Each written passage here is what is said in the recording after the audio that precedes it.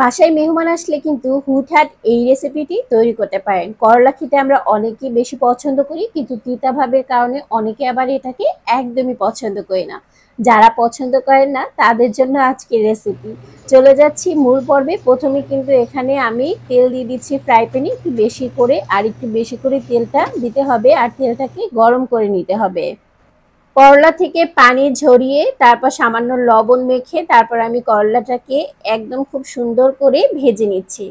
করলা কিন্তু অনেক সুন্দরভাবে ভাজতে হবে, আর করলা যদি সুন্দর করে না ভাজেন তাহলে কিন্তু এর তেতো ভাবটা একদমই যাবে না। চুলার আঁচটা একদম লোতে রেখে ভাজা যাবে না, চুলার আঁচটা একদম হাই হিটে ভেজে নিতে হবে।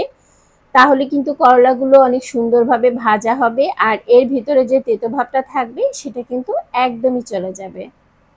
সুন্দরভাবে আমি ভেজে নিয়েছি। এখন একটু চেক করে নিচ্ছি সিদ্ধ হয়েছে কিনা। সিদ্ধ হলেই কিন্তু আমি এটাকে উঠিয়ে ফেলবো, আর ভাজার কোনো প্রয়োজন নেই।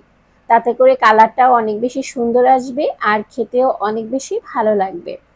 আপনারা যদি চান আরও একটু ভেজে নিতে পারেন, তাহলে কিন্তু সেটা ড্রাই হয়ে যাবে, খেতে খুব একটা ভালো লাগবে না। আমি এক এক করে সব করলাগুলো এরকম তেল থেকে ছেঁকে তারপর উঠিয়ে নিচ্ছি। আর দেখতেই পাচ্ছেন করলা সবুজ ভাবটা কিন্তু এখনো রয়ে গিয়েছে, তারপরও কিন্তু এর তিতো ভাবটা একদমই থাকবে না। অবশিষ্ট যে তেল রয়ে গেছে এটার ভিতরে আমি আলুগুলো ভেজে নিব। আলুগুলো একদম চিকন করে আমি কেটে নিয়েছিলাম, আর হলুদ আর লবণ মেখে নিয়েছি। অনেক আগ থেকে লবণ মাখা যাবে না, তাহলে পানি ছেড়ে দিবে। যখন ভেজে নিবেন তার একটু আগে লবণটা মেখে সাথে সাথে ভেজে নিবেন, তাহলে আলুটা থেকে পানি বের হবে না। আর দেখতে পাচ্ছেন একটু হলুদ দিয়ে দিয়েছি যাতে সুন্দর কালার চলে আসে। আপনারা চাইলে দিতে পারেন, না হলে স্কিপ করতে পারেন। একদম সুন্দর করে চুলার আঁচটা বাড়িয়ে মুচমুচে করে আলুগুলোকে ভেজে নিতে হবে। যেহেতু ডুবো তেলে ভেজে নিচ্ছি, আর আলুটাকে একদম চিকন করে কাটা হয়েছে, অনেক বেশি মুচমুচে হয়েছে, কোনো রকম ময়দা বা কর্নফ্লাওয়ারের একদমই প্রয়োজন হয়নি। খুব সুন্দরভাবে নেড়ে চেড়ে ভেজে নিচ্ছি।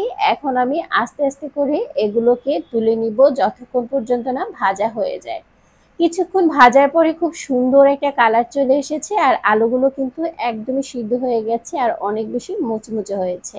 আর এভাবে কিন্তু মুচমুচে করেই ভেজে নিতে হবে, তাহলে এই ভর্তা মাখাটা খেতে অনেক বেশি মজা হয়।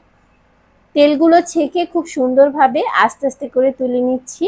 আর এখন অবশিষ্ট তেলের ভিতরে আমি কয়েকটা বড় চিংড়ি ভেজে নিচ্ছি।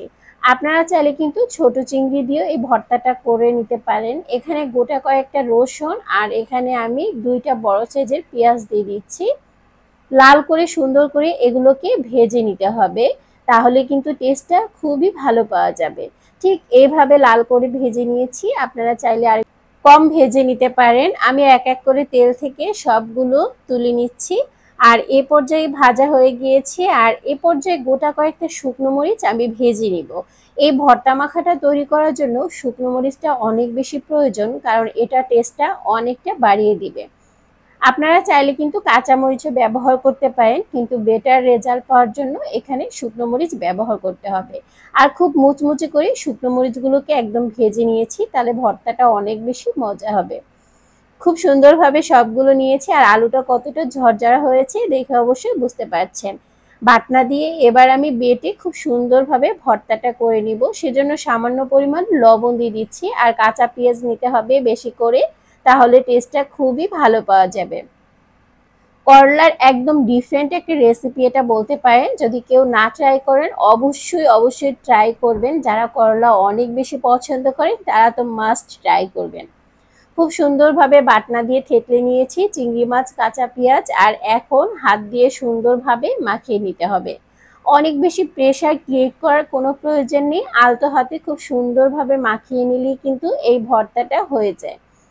করলার এই ভর্তাটা খেতে অনেক বেশি মজা, আর এটা হাত দিয়ে মাখিয়ে নিলেই খুব ভালো হয়। গরম ভাতের সাথে রুটি পরোটা দিয়েও এটা খেয়ে নিতে পারবেন। এটা অনেক বেশি মজা, সবাই পছন্দ করবে।